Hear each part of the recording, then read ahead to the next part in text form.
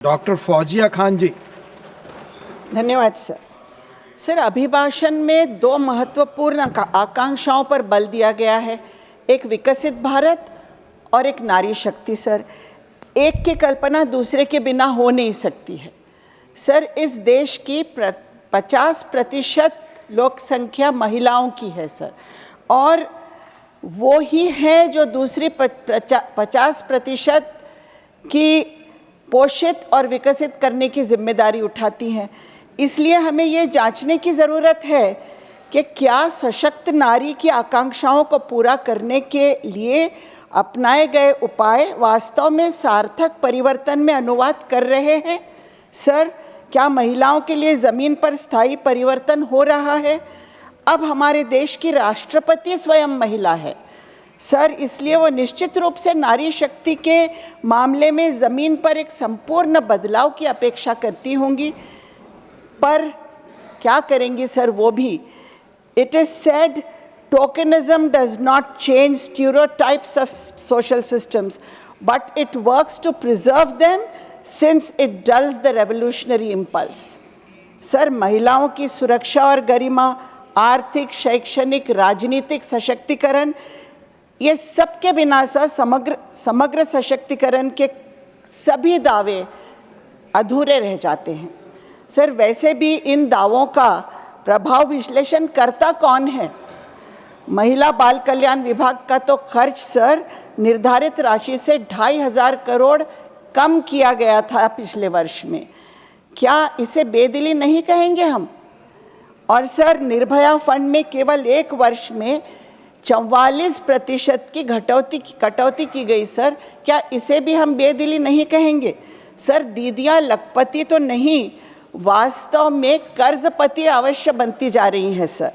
सुरक्षा और गरिमा की बात की जाए तो महिलाओं के विरुद्ध अत्याचार के आंकड़े सर बढ़ते ही जा रहे हैं, लगातार बढ़ते ही जा रहे हैं, और 2022 के पश्चात NCRB के आंकड़े भी अब उपलब्ध नहीं हो रहे हैं सर। पिछले केवल 36 घंटों में मुंबई जैसी जगह 12 बच्चे गायब हो गए हैं, और दिल्ली में भी यही हाल है।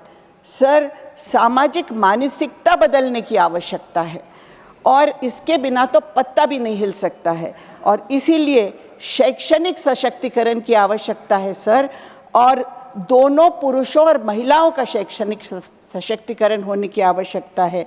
शालेय पाठ्यक्रम में ये विषय अंतर्भुत करने को प्राधान्य देना बेइंतहा ज़रूरी है। राजनीतिक सशक्तिकरण की अगर बात की जाए सर, तो एक चिप्स के पैकेट की तरह है, बहुत बड़ा होता है, दिखने में सुंदर होता है, महंगा भी होता है सर, परंतु जब उसको खोला जाता है तो 80% हवा होती है अंदर। तो सर, पंचायत राज के महिला आरक्षण से भी इसी चिप्स के पैकेट की तरह है। नाम महिला का, काम पतिदेव कर रहे हैं सर। चुनाव प्रचारों में तक फोटो महिलाओं का नहीं, उनके घरों के पुरुषों का लगाया जाता है सर। अभी महाराष्ट्र में चुनाव हुए हैं। क्या है इसका उपाय? नारी शक्ति वंदन विधेयक तो सर मुझे लगता है पूरा का पूरा पैकेट हवा से भरा हुआ है। कब लागू होगा? कि केवल कागजी कार्रवाई पर ही हम खुश रहे सर? सर, क्या इसमें SC, ST, OBC का सब कोटा होना चाहिए या नहीं? क्या विधान परिषद और राज्यसभाओं में भी इनको आरक्षण मिलना चाहिए या नहीं? सर, अंत में मैं इतना ही कहूँगी, empowering women who constitute half the population is not merely a welfare initiative, it is a democratic prerogative। Sir, रास्ते की कठिनाई सिर्फ एक है कि गांधी जी के जो बंदर है ना सर 3, आज उनकी भूमिका बदल गई है। मिजारू कहता है, विपक्ष को न देख, जो हम देखेंगे दिखाएंगे वो ही देख।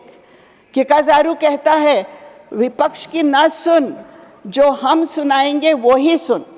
और इवाजारू कहता है, विपक्ष को ना बोलने दे, जो हम बोलेंगे बस वो ही बोलेंगे। सर, महिलाओं की कहानी तो अंत में मैं कहूँगी ऐसी है कि यूं ही हमेशा उलझती रही है जुल्म से खल्क।